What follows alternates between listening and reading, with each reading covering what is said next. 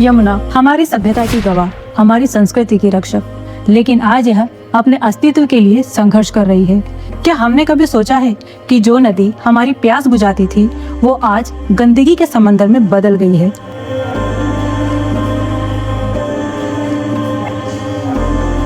क्या हमारी लापरवाही ने यमुना को इस हाल में ला दिया है? यमुना भारत की दूसरी सबसे पवित्र नदी मानी जाती है। ऋग्वेद से लेकर महाभारत तक यमुना का जिक्र हमें उसकी इम्पोर्टेंस का एहसास कराता है। हरियाणा और उत्तर प्रदेश के रास्ते से गुजरती हुई यमुना जब दिल्ली में आती है तो अपने 22 किलोमीटर के इस सफर में ये नदी एक नाले में तब्दील हो जाती है। पिछले 50 सालों से यमुना अपना सबसे बुरा दौर देख रही है। शुरुआत होती है 1970 से, जब दिल्ली के तेजी से बढ़ते विकास ने अपना सारा जहर यमुना में डालना शुरू किया। 1980 तक बात इतनी बिगड़ गई कि घोषित कर दिया गया कि अब यमुना का पानी पीने लायक नहीं रहा। 13 साल बाद 1993 में यमुना एक्शन प्लान शुरू किया गया। एक तरफ पानी को ट्रीट करके नदी को जिंदा किया जा रहा था, वहीं दूसरी तरफ पहले से कहीं ज्यादा जहर यमुना में छोड़ा भी जा रहा था। सन 2000 तक पहुँचते पहुँचते यमुना, जो कभी माँ कहलाई जाती थी, दिल्ली वालों के लिए डेड रिवर डिक्लेयर हो गई। पानी के साथ वो सारे जीव जंतु भी खत्म हो गए जो कभी इस नदी में अपना घर बसा के रह रहे थे। और अब 2024 में न सरकार और न ही लोग इस नदी को नदी मानते हैं। इसका सबूत है दिल्ली के 22 बड़े नाले जो अपना अनट्रीटेड सीवेज यमुना में डाल रहे हैं। एक खूबसूरत शहर को मिलती है एक नाले की नदी यमुना। चलिए आज इस वीडियो में हम आपको दिखाएंगे वो सच्चाई जो आपके होश उड़ा देगी। हरियाणा से निकलते वक्त यमुना का पानी अभी भी साफ और स्वच्छ नजर आता है, लेकिन जैसे ही दिल्ली की सीमा में प्रवेश करती है, मानो गंदगी का एक सैलाब इसका स्वागत करता है। हर दिन लगभग 122 छोटे बड़े नाले जो सीवेज, जहरीले केमिकल और प्लास्टिक के कचरे से भरे होते हैं, यमुना में आकर मिल जाते हैं। दिल्ली जो कभी अपने ऐतिहासिक महत्व और खूबसूरती के लिए जानी जाती थी, आज यमुना के लिए एक जानलेवा शहर बन चुकी है। आइए सबसे पहले देखते हैं वो बड़े नाले जो यमुना का पानी जहर बना देते हैं। नजफगढ़ नाला, ये यमुना में गिरने वाला सबसे बड़ा नाला है। दिल्ली की 70% से ज्यादा गंदगी इसी नाले के थ्रू यमुना में जाती है। हर दिन लाखों लीटर घर का कचरा, अनट्रीटेड सीवेज और प्लास्टिक इसमें बहाया जाता है। शहादरा नाला, ये यमुना को गंदा करने वाला दूसरा सबसे बड़ा नाला है। इसमें घर का गंदा पानी और फैक्ट्रियों का इंडस्ट्रियल वेस्ट आके यमुना में मिल जाता है। बुराड़ी नाला और बजीराबाद नाला, इससे सीवेज और रेस्टोरेंट का कचरा यमुना में बहाया जाता है। ये तो सिर्फ कुछ बड़े नाले हैं, इनके अलावा और भी 2 दर्जन बड़े और हजारों छोटे नाले हैं जो हर दिन 80 करोड़ लीटर गंदा पानी और 4.4 करोड़ लीटर फैक्ट्रियों का कचरा यमुना में छोड़ते हैं। जिस देश में नदी को माँ कहकर पूजा की जाती है क्योंकि वो जीवन देने वाली होती है,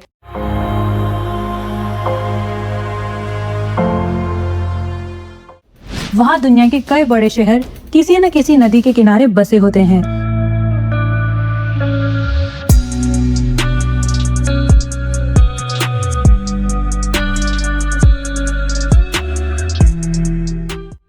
छठ पूजा, जिसे प्रकृति का महापर्व कहा जाता है, जिसमें नदी का बहुत बड़ा महत्व है।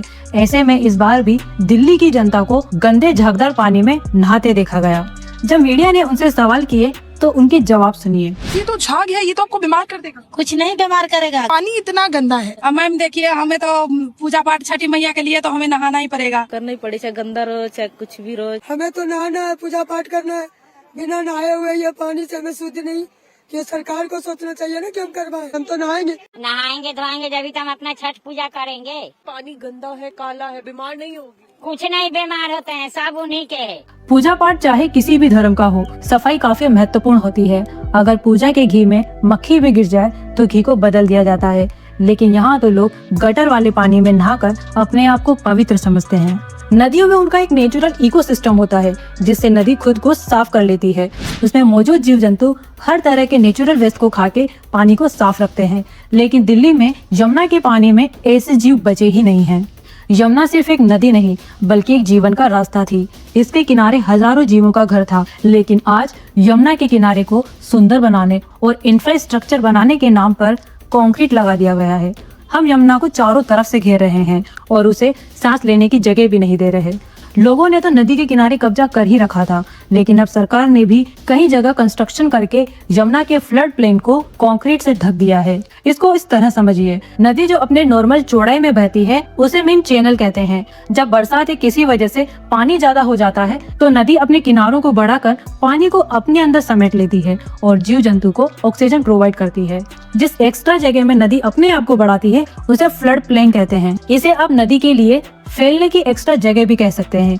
लेकिन आज दिल्ली में इस जगह पर कंक्रीट बिछा दिया गया है जो नदी के लिए और उसके इकोसिस्टम के लिए खतरा है। ये सारी कंस्ट्रक्शन यमुना के फ्लड प्लेन में की गई है। यमुना का पानी इतना गंदा हो चुका है कि अक्सर इसमें झाग देखने को मिलता है। इस झाग का कारण है घरों में यूज होने वाला डिटर्जेंट और फैक्ट्रियों से निकलता इंडस्ट्रियल वेस्ट।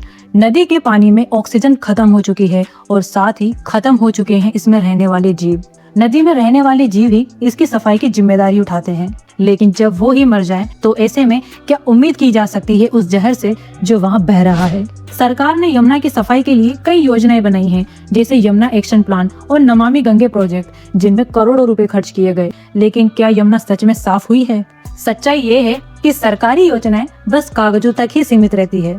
हाल ही में दिल्ली के पूर्व मुख्यमंत्री अरविंद केजरीवाल ने कहा था कि 2025 तक यमुना को साफ कर लिया जाएगा। इस वाले चुनाव में जब दिल्ली का चुनाव लड़ा था, मैंने प्रॉमिस किया था दिल्ली वालों को कि अगले चुनाव तक मैं यमुना को साफ कर दूंगा और अगले चुनाव के पहले मैं भी यमुना में डुबकी लगाऊंगा और आप सब लोगों को यमुना के साफ पानी में डुबकी लगाऊंगा। हमने कोरोनेशन प्लांट का पूरा इंस्पेक्शन किया।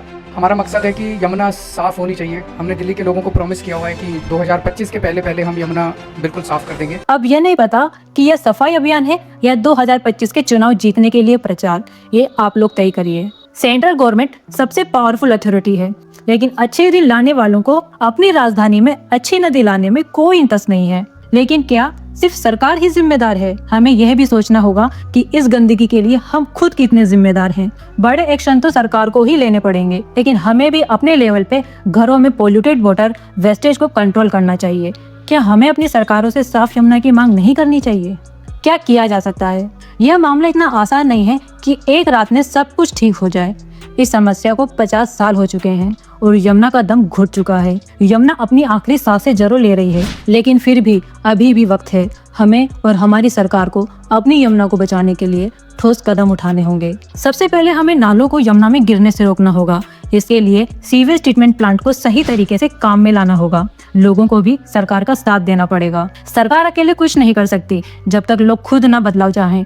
अगर दिल्ली 350 किलोमीटर लंबी मेट्रो लाइन को बना सकती है तो अपनी 22 किलोमीटर लंबी नदी को साफ क्यों नहीं रख सकती? यमुना आज भी बह रही है, लेकिन उसकी धारा में जिंदगी नहीं, सिर्फ गंदगी है। ये सिर्फ एक नदी की नहीं, हमारी जिम्मेदारी की कहानी है। तो ये थी आज की वीडियो को ज्यादा से ज्यादा शेयर करिएगा ताकि सब तक हमारी बात पहुंच सके। धन्यवाद।